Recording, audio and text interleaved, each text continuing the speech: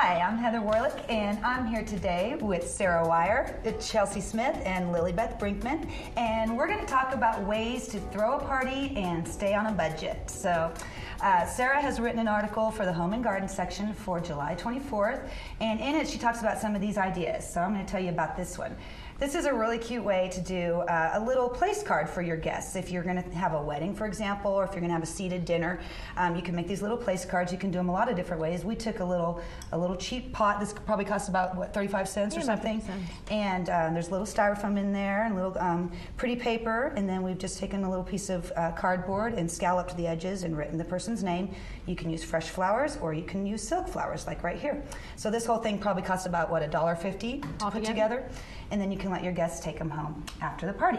So tell us about, what are we going to a beach party here, or what's going on? Well, one thing I really like to see with cheap entertaining is to bring things that you already own in your home onto the table when you have people over. Yes. And so that way you can just use a few things you already have and then supplement it with a few other things from the dollar store. Mm-hmm. Such as this, we went to the dollar store, just got a few pieces, and the kids can play with it later. Yes. And so this is a beach theme. I mean, what are you going to do with these things? Put like a salad in there, or chips? You can do a salad or soup, or you can just use it to hold utensils like we are here. Right, and then you could use these to like scoop your salad. Exactly. So how much did it cost you to get all this stuff? $13 altogether, and we got tablecloth and plates and cups and bowls and everything. Okay, so you got serving stuff for how many people? Like 4 people? For 4 people. Depending on how big your party is, it might be a little bit more, but the dollar store is a great place to go.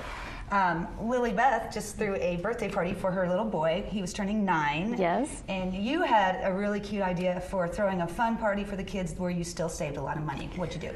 He wanted to have it at a local city park, and we went there, and the idea of having it on a Saturday during the most crowded days, using their birthday party sounded really expensive and really stressful. A pool, right? It was a pool. It was a community pool, and it just seemed really expensive and overwhelming. And so what we did instead was we had a little party outside on the picnic tables right outside the park, because you couldn't bring cake in.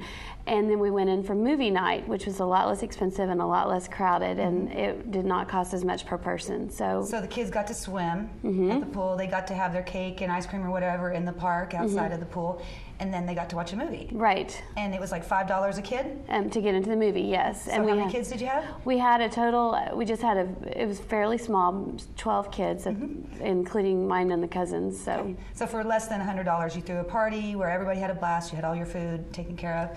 And the party favors. Yeah, and the party favors. Great. Yes. So okay. Well, Chelsea, you were telling me about how your parents do these progressive parties, and it saves them money, and everybody kind of contributes to the party. What's that all about? A progressive party is where maybe 4 or 5 families get together, and it's either your neighbors or your good friends, and one family will host like cocktails at their home, and then the party will move, and then they'll have appetizers at another home, the main course at someone else's home, and then dessert. And that way, not one family has to contribute all the food and deal with all the mess, and it's kind of fun to switch locations and mix it up a little bit in a cheap way. So, but everybody has to clean their house before the guests arrive, so that's one downside. But anyways, well, these are just a few ideas for throwing a party on the cheap. And for more ideas, check out the Home and Garden section on July 24th. Thanks for watching.